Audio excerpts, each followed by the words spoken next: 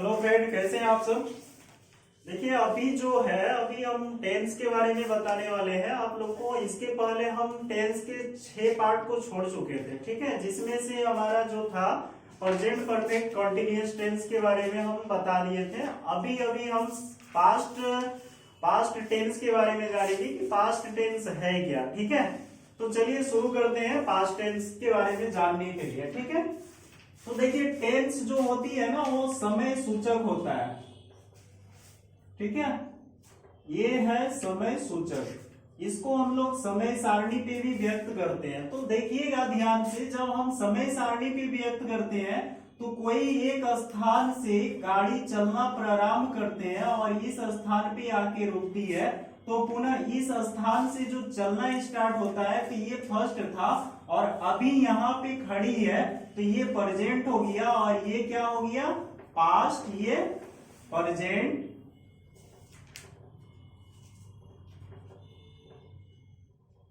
ये प्रेजेंट। और उसके बाद जो आने वाला है ये वाला क्या होगा, आएगा। ठीक है, तो आएगा जब, तो ये क्या हो जाएगा, फ्यूचर। ठीक है, तो ये टेंस की सारणी को बताता है। ये जो है बीता हुआ काल है, ये वर्तमान काल है और ये आने वाला काल यानी भविष्यत काल है। ठीक है, अब अभी हम पास्ट के बारे में जानेंगे कि पास्ट टेंस है क्या। तो देखिए पास्ट टेंस जो कार्य बीत गया हो,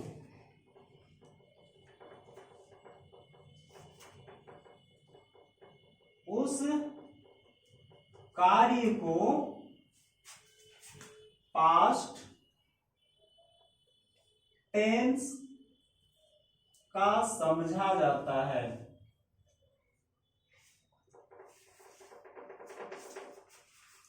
अब इसमें पास्ट टेंस के कितने बेटे होते हैं यानी भेद कितने होते हैं ये देखना है। ठीक है, तो पास्ट टेंस के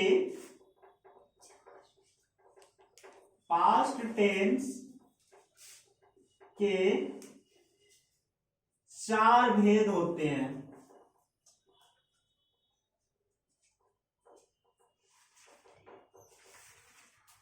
नंबर 1 है सिंपल पास्ट, नंबर 2 है पास्ट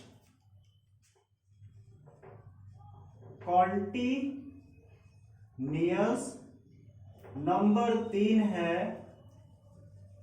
पास्ट परफेक्ट और नंबर 4 है पास्ट परफेक्ट कॉन्टिन्यूअस। ठीक है, तो यहां पे क्या है, सब क्या है, टेंस है। अब यहां पे एक क्वेश्चन आके तैयार हो रही है कि सिंपल पास्ट टेंस फिर है क्या। इसके बारे में अब हम जानेंगे कि सिंपल पास्ट टेंस है क्या। ठीक है, तो देखिए सिंपल पास्ट टेंस जिस वाक्य के क्रिया के अंत में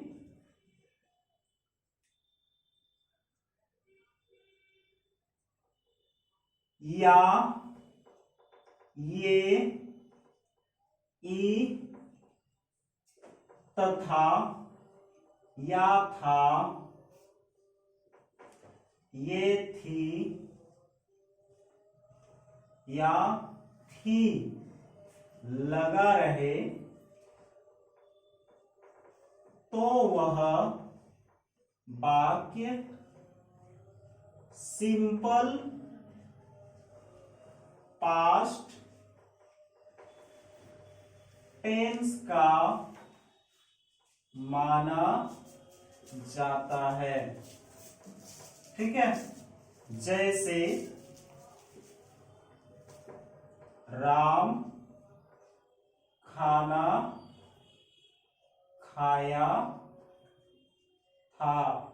अब यहां देखिएगा राम खाना खाया था, राम हमारे पास सब्जेक्ट हो जाएगा, खाना क्रिया हो जाएगा यानी वर्ब, और खाया क्या है, इसमें देखिए खाना जो है एक यहाँ पे ऑब्जेक्ट में आ रहा है खा, और या क्या है आपका देख लीजिए, अभी अभी हमने बताए थे कि या था, है ना, या था लगा रहे, तो यहाँ पे या था, ये थी, या तो फिर थी लगा रहे, तो यहाँ पे क्या लगा हुआ है, या था लगा हुआ है, इसलिए यह टेंस, यह वाक्य को किस में रखा गया, सिंपल पास्ट टेंस में रखा गया। ठीक है, अब इसका जो ट्रांसलेट नियम है वो देखिएगा।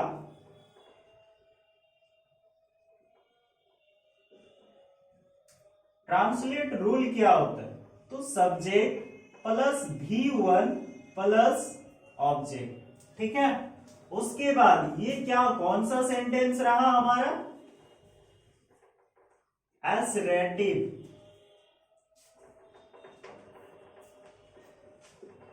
एसरेटिव सेंटेंस हो गया। उसके बाद हम जाएंगे नेगेटिव या तो फिर इंट्रोगेटिव में, तो इंट्रोगेटिव में जाते हैं। इंट्रोगेटिव में हम पहले भी बताए थे कि समय सूचक की सारणी बताती है। ठीक है, तो सॉरी ये क्वेश्चन करता है। ठीक है, तो क्वेश्चन करने वाला, अब देखो राम खाना खाया था, अब यहां पे क्वेश्चन करेगा क्या राम खाना खाया था। तो देखिए यहां पे क्या है कि यहाँ पूर्ण विराम है और यहाँ पे क्या है, प्रश्नवाचक चिन्ह है। अब यहाँ क्या लगा हुआ है, तो पूछा जा रहा है कि क्या राम खाना खाया था या नहीं खाया था। तो इसका हम ट्रांसलेट करेंगे। सबसे पहले देखिए, जब यहाँ पे यहाँ पे V2 लग जाएगा। अब यहाँ पे V2 जब हम वर्ब का दूसरा रूप लगाते हैं, तो डू का वर्ब का दूसरा रूप, यानी ये V1 है, तो V2 डू का क्या होता है, डिड। ठीक है, तो हम क्या करेंगे, डू के जगह पे हम क्या डालते हैं, डिड डाल देते हैं। सबसे पहले क्या हो जाएगा, डिड हो जाएगा, उसके बाद राम हो जाएगा, उसके बाद खाना का क्या हो जाएगा, खाया का ईट, उसके बाद फूड। ठीक है, अब देखिए डिड राम ईट फूड। अब आपके मन में ये क्वेश्चन आएगा कि यहाँ फिर V1 क्यों हो गया। तो V1 होने का मूल मकसद ये है कि डू जो था, डू एक क्या है, क्रिया का रूप है। ठीक है, तो ये क्रिया का रूप है, तो डू किसमें लगता था, प्रेजेंट, सिंपल प्रेजेंट टेंस में हम लोग डू का प्रयोग करते थे, यानी V1 के रूप में। अब V2 के रूप में प्रयोग कर रहे हैं डिड बोल के। ठीक है, और V3 क्या होता है इसका, डन। ठीक है, तो हम डिड का प्रयोग कर लिए, इसलिए यहाँ पे V1 लग गया। ठीक है, नेक्स्ट जो आएगा आपका नेगेटिव सेंटेंस। इंट्रोगेटिव का जो रूल्स है वो लिख लीजिए, ट्रांसलेट रूल।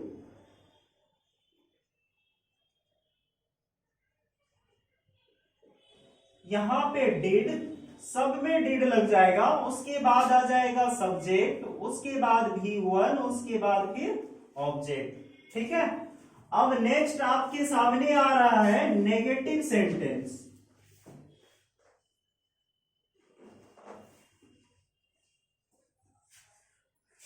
नेगेटिव सेंटेंस क्या कहलाता है, आप लोग तो जानते ही होंगे, क्योंकि हमने पहले भी बता दिया था कि नेगेटिव सेंटेंस है क्या।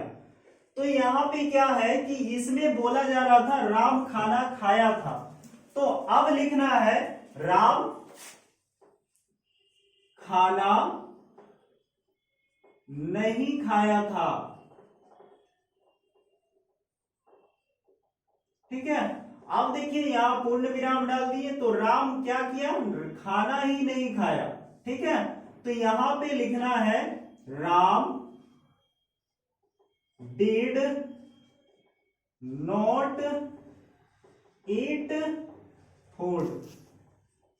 ठीक है, तो यहां पे Ram did not eat food हो गया।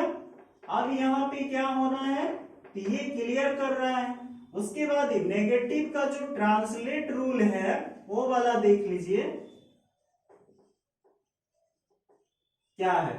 तो यहां पे सब्जेक्ट प्लस डिड नॉट, इसका अर्थ समझ लीजिएगा, नोट है प्लस V1 प्लस ऑब्जेक्ट, ठीक है। तो ये रहा सिंपल पास्ट टेंस का, ठीक है। उसके बाद फिर आपको मिलेगा past continuous, past perfect continuous. जिस तरह से हमने प्रेजेंट टेंस के बारे में बता दिए थे, सेम उसी तरह ये वाला भी पास्ट टेंस का भी उतना ही काइंड है और उतने विधि से आपको हम बताने वाले हैं। देखिए सबसे पहले हम एसरेटिव सेंटेंस बता दिए, उसके बाद इंट्रोगेटिव बताया, उसके बाद फिर नेगेटिव सेंटेंस को बता दिए। और टेंस में मुख्यतः ये 3 ही सेंटेंस आवश्यक है और तीनों सेंटेंस को अगर आप अच्छे तरह से अध्ययन कीजिएगा तो इस वीडियो को जरूर देखिए, अंत तक जरूर देखिए।